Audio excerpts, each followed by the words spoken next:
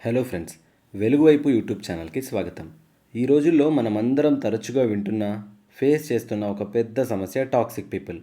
మన ఎనర్జీని లాగేసే ఫ్రెండ్స్ కావచ్చు, ఎప్పుడు మనల్ని డిస్కరేజ్ చేసేవాళ్ళు కావచ్చు, లేదా ఆన్లైన్లో నెగిటివ్ కామెంట్స్తో బాధ పెట్టేవాళ్ళు కావచ్చు.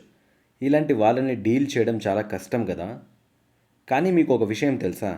సాక్షాత్తు దేవుడైన యేసుక్రీస్తు ఈ భూమి మీద ఉన్నప్పుడు ఆయన కూడా ఇలాంటి ఎంతోమంది టాక్సిక్ పీపుల్ని ఫేస్ చేశాడు. మరి ఆయన వాళ్ళని ఎలా హ్యాండిల్ చేశాడు? మోడర్న్ యూత్గా ఆయన నుండి మనం ఏం నేర్చుకోవాలి? ఈరోజు బెస్ట్ బైబిల్ రెఫరెన్స్లతో కలుసుకుందాం. Let's get started. నంబర్ 1, ఎప్పుడు సైలెంట్గా తప్పుకోవాలో తెలుసుకుందాం. మనం ఎవరినైనా మనల్ని విమర్శిస్తే వెంటనే వాళ్ళతో ఆర్గ్యుమెంట్కి దిగుతాం. కానీ యేసుక్రీస్తు అలా చేయలేదు. లూకాసు వార్త 4:28-30 వరకు మనం చూసుకుంటే యేసు మాటలు విని కోపంతో రగిలిపోయిన ఒక గుంపు ఆయన్ని ఒక కొండపై నుండి కిందికి తోసేయాలని తీసుకెళ్తారు. అప్పుడు ఆయన వాళ్ళతో ఫైట్ చేయలేదు, భయపడను లేదు.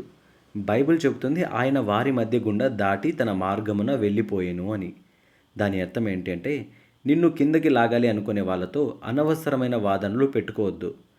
నీ పీస్ ఆఫ్ మైండ్ని కాపాడుకో. అక్కడ నుండి సైలెంట్గా స్మైల్ ఇస్తూ తప్పుకో. నంబర్ 2, వాళ్ళ నెగిటివిటీని అక్కడే వదిలేయాలి. టాక్సిక్ పీపుల్ చెప్పే మాటల్ని మనం బ్రెయిన్లోకి తీసుకొని ఓవర్ థింక్ చేసి బాధపడతాం. కానీ యేసు తన శిష్యులకు ఒక అద్భుతమైన ట్రిక్ చెప్పారు. మత్తయి సువార్త 10:14లో చూసుకుంటే, ఎవరైనా మిమ్మల్ని చేర్చుకోక మీ మాటలు వినకపోతే ఆ ఇల్లు కానీ ఆ పట్టణము కానీ విడిచి వెళ్ళినప్పుడు మీ పాదముల ధూళి దులిపివేయుడి అని అన్నాడు. వావ్, ఎంత గొప్ప లెసన్ కదా ఇది. ఎవరైనా నిన్ను రిజెక్ట్ చేసినా, నీకు వాల్యూ ఇవ్వకపోయినా వాళ్ళ వల్ల కలిగే బాధను, నెగిటివిటీని డస్ట్ లాగా దులిపేయి అని చెప్తున్నాడు. Keep moving forward. నంబర్ 3, మౌనం ఒక ఆయుధం. టాక్సిక్ పీపుల్కి ఎప్పుడు నీ ఎమోషనల్ రియాక్షన్ కావాలి.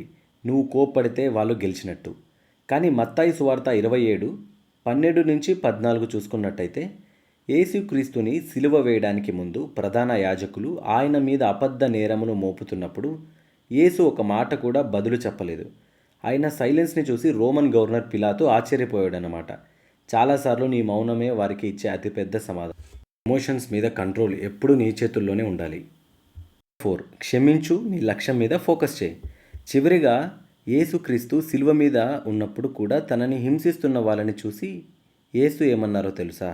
లూకాసు వార్త 23:24 చూసినట్టయితే, తండ్రి, వీరేమి చేయుచున్నారో వీరెరుగరు గనుక వీరిని క్షమించు. క్షమించడం అంటే వీళ్ళని మళ్ళీ నీ లైఫ్లోకి తెచ్చుకోవడం కాదు.